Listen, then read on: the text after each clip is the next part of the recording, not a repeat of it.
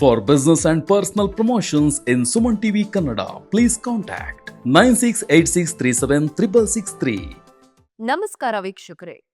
ಸಾಮಾನ್ಯವಾಗಿ love, sex, ದೋಖಾ ಕಥೆಗಳನ್ನ ನಾವು ಇತ್ತೀಚೆಗೆ ನೋಡ್ತಾನೆ ಇರ್ತೀವಿ. ಆದ್ರೆ ಇಲ್ಲಿ ಲವ್, ಸೆಕ್ಸ್, ಮರ್ಡರ್ ಕಥೆ ಎಲ್ಲರನ್ನೂ ಬೆಚ್ಚಿ ಬೀಳಿಸುವಂತಿದೆ. MBA ಪದವೀಧರ ಈ ಒಂದು ಘಟನೆಗೆ ಸಾಕ್ಷಿ ಆಗ್ತಾನೆ ಅಂತ ಬಹುಶಃ ಯಾರೂ ಕೂಡ ಊಹಿಸಿಕೊಳ್ಳೋಕೆ ಸಾಧ್ಯನೇ ಇಲ್ಲ. ಪ್ರೀತಿಸಿ ಮದುವೆ ಆಗ್ಬೇಕಾಗಿರುವಂತ ಹುಡುಗಿನ ಉಸಿರುಗಟ್ಟಿಸಿ ಮರ್ಡರ್ ಮಾಡಿ ಆ ದೇಹದ ಜೊತೆ ವಿಕೃತಿಯನ್ನ ಮೆರೆದಿರುವಂತಹ ಘಟನೆ ಇದು. ಎಸ್, ಪಿಯೂಷ್ ದಮ್ಲೋಟಿಯಾ ಅನ್ನೋ MBA ಪದವೀಧರ ಮಧ್ಯಪ್ರದೇಶನ ಇಂದೋರ್ನ ದ್ವಾರಕಾಪುರದಲ್ಲಿ ಓದ್ತಾ ಇರ್ತಾನೆ. ಅದೇ ಕಾಲೇಜಿನಲ್ಲಿ ಆತ ಓದ್ತಾ ಇದ್ದಂತಹ ಕಾಲೇಜಿನಲ್ಲಿಯೇ ಒಂದು ಹುಡುಗಿಯನ್ನ ಪ್ರೀತಿಸ್ತಾನೆ. ಪ್ರೀತಿ ರಿಲೇಶನ್ಶಿಪ್ಗೆ ತಿರುಗತ್ತೆ. ಹಾಗೆ ಇಬ್ರು ಒಪ್ಪಿಗೆಯನ್ನು ಪಡೆದುಕೊಳ್ತಾರೆ ಫ್ಯಾಮಿಲಿಯಿಂದ. ಮದುವೆ ಕೂಡ ಆಗ್ಬೇಕು ಅಂತ ಅನ್ಕೊಳ್ತಾ ಇರ್ತಾರೆ. ಆದ್ರೆ ಪಿಯೂಷ್ನ ತಂದೆ ಈ ಮದುವೆಗೆ ಒಪ್ಪಿರೋದಿಲ್ಲ. ಹಾಗಾಗಿ ಸಣ್ಣ ಪುಟ್ಟ ಕಿರಿಕಿರಿಗಳು ನಡೀತಾ ಇರತ್ತೆ ಇಬ್ಬರ ಮಧ್ಯ. ಸ್ವಲ್ಪ ದಿನಗಳಿಂದ ಹುಡುಗಿ ಹುಡುಗನ ಜೊತೆಗೆ ಮಾತಾಡ್ತಾ ಇರ್ಲಿಲ್ಲ ಅಂತ ಹೇಳಿ ಹುಡುಗ ಕೋಪಗೊಂಡಿರ್ತಾನೆ. ಪಿಯೂಷ್ ದಾಮ್ಲೋಟಿಯಾ ಬರ್ತಾ ಬರ್ತಾ ತುಂಬಾ ಸಂಶಯಕಾರನಾಗ್ತಾ ಇರ್ತಾನೆ.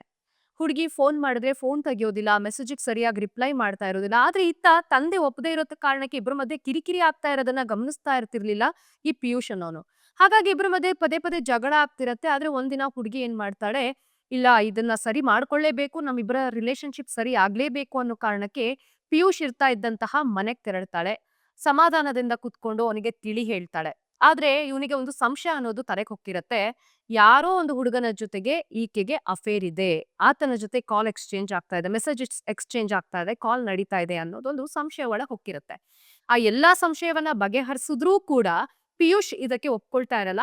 ಮೊಬೈಲ್ನ ಹ್ಯಾಕ್ ಮಾಡಿಸಿರ್ತಾನೆ. ಹಾಗೆ ಆಕೆಯ ಕಾಲ್ಗಳು ಮತ್ತೆ ಮೆಸೇಜ್ಗಳನ್ನು ಕೂಡ ಚೆಕ್ ಮಾಡ್ತಾನೆ. ಆದ್ರೆ ಯಾವುದೇ ರೀತಿಯಾದಂತಹ ಪುರಾವೆ ಸಿಗೋದಿಲ್ಲ.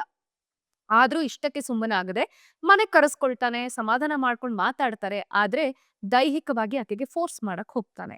ಆಲ್ರೆಡಿ ಜಗಳ ಆಗಿರತ್ತೆ, ಕಿರಿಕಿರಿ ಆಗಿರತ್ತೆ. ಆಕೆಗೆ ಕೂಡ ಹೆಲ್ತ್ ಕೂಡ ಅಪ್ಸೆಟ್ ಆಗಿರತ್ತೆ ಹುಡುಗಿಗೆ.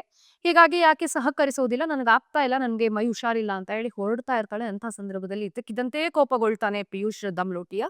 ಆಕೆಗೆ ತಲೆಗೆ ಬಲವಾಗಿ ಏಟನ್ನ ಹೊಡಿತಾನೆ. ಹೀಗೆ ಕೆಳಗಡೆ ಬಿದ್ದಂತಹ ಸಮಯದಲ್ಲಿ ಆ ಹುಡುಗಿಗೆ ಉಸಿರುಗಟ್ಟಿಸಿ ಪ್ರಾಣವನ್ನ ತೆಗೆಯೋಕೆ ಪ್ರಯತ್ನ ಪಡ್ತಾನೆ. ಹಾಗೆ ವಿಲವಿಲ ಅಂತ ಒದ್ದಾಡ್ತಾ ಇದ್ದಂತಹ ಸಂದರ್ಭದಲ್ಲಿ ಆಕೆಯ ಎದೆಗೆ ಚಾಕುವನ್ನ ಇರಿತಾನೆ. ಕೂಡಲೇ ಪ್ರಾಣ ಪಕ್ಷಿ ಕೂಡ ಹಾರಿ ಹೋಗುತ್ತೆ.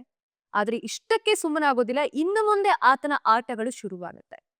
ಇತ್ತ ಸತ್ತು ಬಿದ್ದಿರುವಂತಹ ಗರ್ಲ್ ಫ್ರೆಂಡ್ ನ ದೇಹ ನೋಡ್ಕೊಂಡು 2.5 ಗಂಟೆಗಳ ಕಾಲ ಆ ದೇಹದ ಜೊತೆ ಮಾತಾಡ್ತಾನಂತೆ ಈ ವಿಕೃತ ಮನಸ್ಥಿತಿಯ ಪಿಯೂಷ್ ದಮ್ಲೋಟಿಯಾ.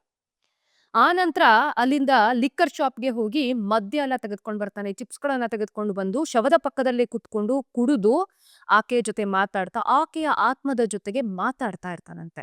ಇದಕ್ಕಿದ್ದಂತೆ ತಾನು ಕೂಡ ಸೂಸೈಡ್ ಮಾಡ್ಕೋಬೇಕು, ತನ್ನ ಗರ್ಲ್ ಫ್ರೆಂಡ್ ಇಲ್ಲದೆ ಇರೋದಕ್ಕೆ ಆಗೋದಿಲ್ಲ ಅಂತ ಹೇಳಿ ಸೂಸೈಡ್ ಮಾಡ್ಕೊಳಕ್ಕಂತ ತೆರಳ್ತಾನೆ ರೈಲ್ವೆ ಟ್ರ್ಯಾಕ್ಗೆ. ಅಲ್ಲಿ ಬರ್ತಾ ಇದ್ದಂತಹ ರೈಲುಗಳನ್ನ ನೋಡಿ ಸಾವು ಎದುರಿಗೆ ಹೊಡಿಯತ್ತೆ. ಸಾವು ಎದುರಿಗೆ ಬಂದಿರೋದನ್ನ ನೋಡಿ ಹೆದರ್ಕೊಂಡು ಆತ ಪ್ಲಾಟ್ಫಾರ್ಮಿಗೆ ಹೋಗ್ತಾನಂತೆ. ಅಲ್ಲಿಂದ ಹೋಗ್ತಾ ಇದ್ದಂತೆ ಮಹಾರಾಷ್ಟ್ರಕ್ಕೆ ಒಂದು ಟ್ರೈನ್ ಹೋಗ್ತಾ ಇರತ್ತೆ. ಆ ಟ್ರೈನ್ ಅನ್ನ ಹತ್ಕೊಂಡಂತಹ ಪಿಯೂಷ್ ಠಾಣೆಗೆ ಇಳಿದುಕೊಳ್ತಾನೆ. ಅಲ್ಲಿಂದ ಹೋಗಿ ಒಂದು ರೂಮ್ ಬುಕ್ ಮಾಡ್ಕೊಳ್ತಾನೆ ಹೋಟೆಲ್ನಲ್ಲಿ. 3 ದಿನಗಳ ಕಾಲ ಆ ಹೋಟೆಲ್ನಲ್ಲೇ ತಂಗ್ತಾನೆ. ಆದ್ರೆ ಯಾವುದೇ ಕಾರಣಕ್ಕೂ ತಪ್ಪಿಸ್ಕೊಳ್ಳೋದಕ್ಕಲ್ಲ. ಅಲ್ಲೂ ಕೂಡ ಈತನ ಒಂದು ಮನಸ್ಥಿತಿ ಯಾವ ರೀತಿ ಇತ್ತು ಅಂತಂದ್ರೆ, ಆಕೆ ಯಾರ್ದರ ಜೊತೆಗೆ ಅಫೇರ್ ಇತ್ತಾ, ಯಾರ್ದಾರು ಜೊತೆಗಳು ರಿಲೇಶನ್ಶಿಪ್ ಅಲ್ಲಿ ಇದ್ಲಾ, ನನ್ ಜೊತೆಗೆ ಇದೇ ಕಾರಣಕ್ಕಳು ಮಾತಾಡ್ತಾ ಇರ್ಲಿಲ್ವಾ ಅನ್ನೋ ಒಂದು ಸಂಶಯ ಇತ್ತಲ್ಲ. ಆ ಸಂಶಯವನ್ನ ನಿವಾರಿಸ್ಕೊಳ್ಬೇಕು ಅಂತ ಆಕೆಯ ಆತ್ಮದ ಜೊತೆಗೆ ಮಾತಾಡೋಕೆ ಶುರು ಮಾಡ್ಬೇಕು ಅಂತ ಹೇಳಿ ಇಲ್ಲ ಸಲ್ಲದ ಒಂದು ತಂತ್ರಗಳನ್ನ ಹುಡುಕೋಕೆ ಯೂಟ್ಯೂಬ್ ನಲ್ಲಿ ಸರ್ಚ್ ಮಾಡ್ತಾರೆ. ಯೂಟ್ಯೂಬ್ ನಲ್ಲಿ ಹಲವಾರು ವಿಡಿಯೋಗಳನ್ನ ನೋಡಿದ ನಂತರ ಅದಕ್ಕೆ ಮಾಟ ಮಂತ್ರಕ್ಕೆ ಬೇಕಾಗಿರುವಂತ ಎಲ್ಲಾ ವಸ್ತುಗಳನ್ನ ತಂದು ರೂಮಲ್ಲಿ ಇಟ್ಕೊಂಡು ಪೂಜೆ ಮಾಡಕ್ ಶುರು ಮಾಡ್ತಾನೆ. ಇತ್ತ ಮಗಳು ಕಾಣೆ ಆಗ್ತಿದ್ದಾಳೆ, ಕಾಣಿಸೇ ಇಲ್ಲ 2-3 ದಿವಸದಿಂದ ಅಂತ ಹೇಳಿ ಆಕೆಯ ತಂದೆ ಹಾಗೂ ತಂಗಿ ಪೊಲೀಸ್ ಸ್ಟೇಷನ್ಗೆ ಹೋಗಿ ಕಂಪ್ಲೇಂಟ್ ಅನ್ನ ನೀಡಿರ್ತಾರೆ ಮಧ್ಯಪ್ರದೇಶದಲ್ಲಿ.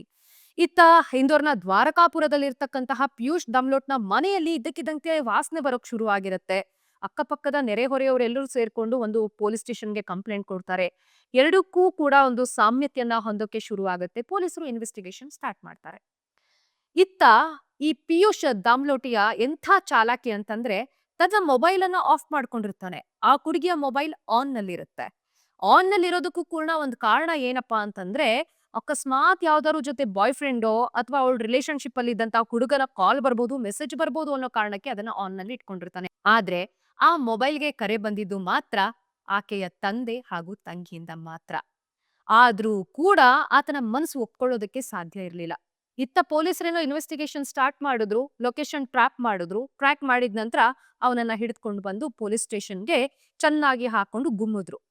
ಆದ್ರೆ ಆತ ಮಾಧ್ಯಮದವರು ಕೇಳಿದಂತಹ ಪ್ರಶ್ನೆಗಳಿಗೆ ಉತ್ತರ ಏನಿತ್ತು ಗೊತ್ತಾ? ನಗ್ತಾ ನಗ್ತಾ ಹೇಳ್ತಾ ಇರ್ತಾನೆ ಮಾಧ್ಯಮದವರು ಕೇಳಿರುವಂತಹ ಪ್ರಶ್ನೆಗೆ, "ಯಾಕೆ ಸಾಯಿಸ್ದೆ ನಿನ್ ಹುಡ್ಗಿನ?" ಅಂತಂದಿದ್ದಕ್ಕೆ, "ಆಗಿದ್ದೇನೋ ಆಗೋಯ್ತು ಕಣ್ರಿ. ಏನ್ ಮಾಡಕ್ಕಾಗತ್ತೆ? ಮುಂದೆ ಏನ್ ಮಾಡ್ಬೇಕೋ ಅದನ್ನ ನೋಡೋಣ" ಅಂತ ಹೇಳಿ ಉಡಾಫೆಯಿಂದ ಉತ್ತರವನ್ನ ಕೊಡ್ತಾನೆ.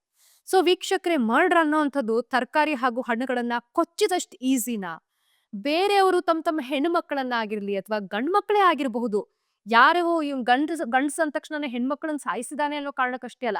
ಹೆಣ್ಮಕ್ಳು ಎಷ್ಟೋ ಸರಿ ಬಾಯ್ ಫ್ರೆಂಡ್‌ಗಳನ್ನ ಸಾಯಿಸಿರೋದಿದೆ ಅಥವಾ ಗಂಡಂದ್ರನ್ನೂ ಸಾಯಿಸಿರೋದಿದೆ. ಆದ್ರೆ ನಮ್ ಪ್ರಶ್ನೆ ಒಂದೇ. ಮರ್ಡರ್ ಅನ್ನೋದು ಅಷ್ಟು ಈಸಿನಾ? ಒಂದು ಹಣ್ಣು, ತರಕಾರಿಯನ್ನು ಕೊಚ್ಚಿದಷ್ಟು ಈಸಿನಾ? ಯಾರ್ದೋ ಮನೆ ಮಕ್ಳು ಕಣ್ರಿ. ಅಷ್ಟು ಮುದ್ದಾಗಿ ಸಾಕಿರ್ತಾರೆ. ಅಷ್ಟು ಪ್ರೀತಿಯಿಂದ ನೋಡ್ಕೊಂಡಿರ್ತಾರೆ. ಅಷ್ಟು ಕಷ್ಟ ಬರ್ದೇ ಇರೋ ರೀತಿ ಅವ್ರನ್ನ ಚಿಕ್ಕ ವಯಸ್ಸಿನಿಂದ ನೋಡ್ಕೊಂಡ್ ಬೆಳೆಸಿರ್ತಾರೆ. ಅಂಥವ್ರು ಯಾರೋ ಬಂದು ಪ್ರೀತಿ ಮಾಡ್ತೀನಿ ಅಂತ ಹೇಳಿ, ಮೋಸ ಮಾಡಿ, ಮರ್ಡರ್ ಮಾಡ್ಬಿಟ್ಟು ಏನಾಗತ್ತೆ? ಅನ್ನೋ ರೀತಿಯಲ್ಲಿ ಆನ್ಸರ್ ಮಾಡ್ತಾರೆ ಅಂತಂದ್ರೆ, ನಮ್ಮ ಕಾಳಜಿ ಇಷ್ಟೇ. ಪ್ರೀತಿ ಮಾಡ್ಬೇಕಾದ್ರೆ ಹಿಂದೆ ಮುಂದೆ ನೋಡಿ ಪ್ರೀತಿ ಮಾಡಿ. ಯಾರ್ದೋ ಒಂದು ಅನ್ಯಾಯದ ಆಸೆಗೆ ಬಲಿಯಾಗ್ಬೇಡಿ. ಸೊ ವೀಕ್ಷಕರೇ, ನೀವು ಇನ್ನೂ ಕೂಡ ನಮ್ಮ ಸುಮನ್ ಟಿವಿಯನ್ನ ಸಬ್ಸ್ಕ್ರೈಬ್ ಮಾಡಿಲ್ಲ ಅಂದ್ರೆ ಕೂಡಲೇ ಸಬ್ಸ್ಕ್ರೈಬ್ ಮಾಡಿ, ಲೈಕ್ ಮಾಡಿ, ಶೇರ್ ಮಾಡಿ.